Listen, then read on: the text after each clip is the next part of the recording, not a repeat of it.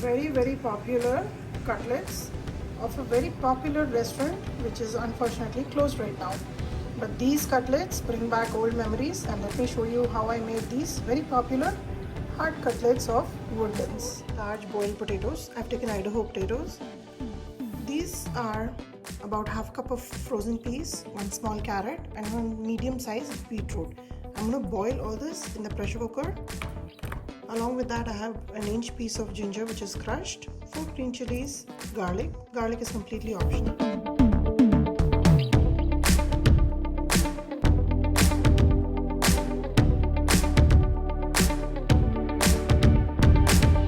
I've shredded the potatoes. I've chopped the garlic and ginger and the green chilies nice and fine. And here the vegetables are nice and boiled. Now let's get on to making this masala. I've taken a heavy bottom kadai and there's about 2 tablespoons of oil in there. Add 1 teaspoon of cumin seeds for tadka. And once it pops, I'm going to add the ginger, garlic and green chili. Along with that, I'll add some spices and then add the boiled vegetables. As the vegetables are sauteing, I have here some spices. These are very specific to this particular masala, and I would like you to use this portion and this proportion. This is 1 tablespoon of amchur powder, 1 tablespoon of chili powder, 1 teaspoon each of chaat masala, garam masala, black pepper, half a teaspoon of saunf powder, fennel powder, and a quarter teaspoon of cinnamon powder. Vegetables were sauteing for about 3 minutes. Take off the lid, add about a teaspoon of salt just for these vegetables first, and use your pav bhaji masher and just mash them roughly like so till they are about roughly mashed. Once you've mashed all these vegetables, they look like they are sort of grated, which is the consistency we want. If you are not comfortable with boiling the vegetables, you could even grate the carrot and beetroot, saute it along with the peas, and then mash it like so. Now here I'm going to add all the spices that I took out and mix it well. Make sure you have the heat on medium-low because we are adding spices. And once it's nicely mixed with this, I'm going to add the potatoes, mix it all really well, and then adjust the seasoning, which is just the salt. Mixed everything, add a tablespoon of kasuri methi and blend it well. Masala is now ready. Now just as a final touch, make sure you check for seasoning. If salt is less, adjust. If it is less sour, add a little bit more of amchur powder. But try not to add lemon juice because otherwise it will become loose and wet, which is not what we are looking at.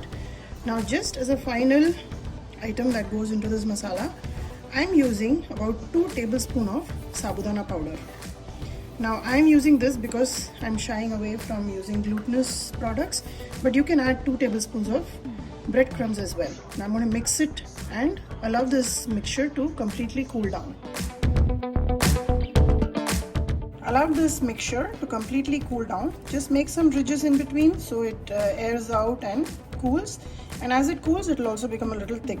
Now if you don't have sabudana powder and you don't want to use breadcrumbs, you can even powder up about 1/4 cup of poha and add it. That will also make sure the mix becomes nice and thick, perfect for making our cutlets. So I've revealed what I'm making for tonight.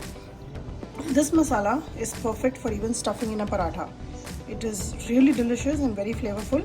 You can even use it as a sandwich stuffing and make potato beetroot sandwich.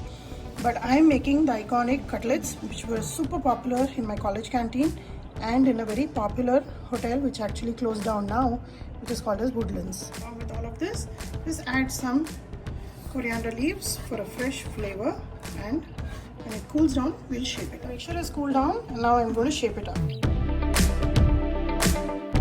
I'm using these heart-shaped silicone mold. If you don't have them, use a cookie cutter. Round shape is fine as well. I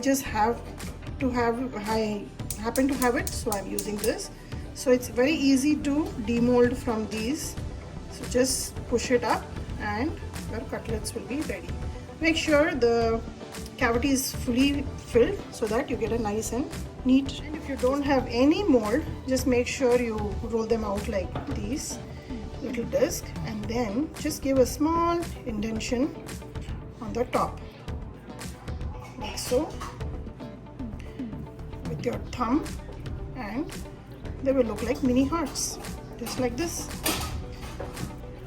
and they're perfectly ready. Now I'm going to dust them with breadcrumbs, coat them in a slurry, then coat them with the breadcrumbs and deep fry them. You can shallow fry them too, but these cutlets are best when they are deep fried. I have all these cutlets ready.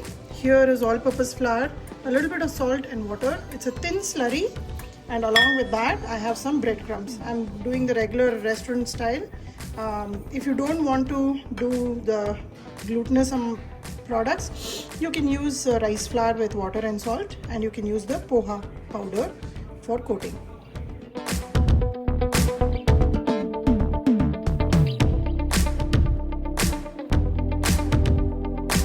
These hearts cutlet have been breaded. Now the oil is hot and I'm going to start frying. So just don't add everything at a time. Add one and see if everything is coated well and the masala has been mixed well. It should not separate in the oil. I don't think it will, but always do one at a time, and then you can put 3 to 4.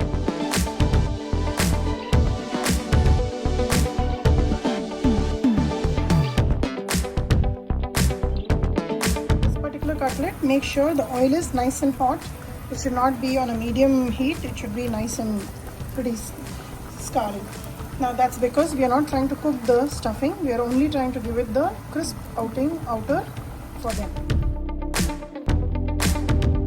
These kebabs can also be shallow fried, but if you want that typical restaurant sort of a texture, fried cutlets are the only way to go.